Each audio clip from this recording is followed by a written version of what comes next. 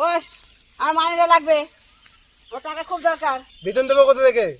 কোনো চুরি নেই, ছিনতাই নেই 1 মাস ধরে। তাই না, আমার টাকা খুব দরকার, আমার টাকা লাগবেই। তাহলে এক কাজ করো, রাস্তায় কোনো মহিলাকে ধরে আনো যার গলায় অনেক সোনা আছে, তার কাছ থেকে সোনাও খুলে নেওয়া যাবে, আর তার বাড়ি থেকে কিছু টাকাও চাইয়ে নেওয়া যাবে। ঠিক আছে বস, একদম ধার ঘোরাবে না, দেখাবে না, দেখালে একদম কিন্তু বসিয়ে দেবো একদম। যদি নড়েছো একদম শেষ, একদম শেষ হয়ে যাবে। চলো আসো। বস, নিয়ে এসেছি প্রচুর গায়ে সোনা, একদম ভালো রোজগার হবে। মনে হচ্ছে খুব বড় লোক, বাড়ির ফ্যামিলির লোক, কিডন্যাপে প্রচুর টাকা পাবেন আপনি। ঠিক আছে, খোলো দেখি গায়ে কত সোনা দানা আছে। প্রচুর মাল হবে। দেখেছি? কত সোনা, এই প্রচুর সোনা।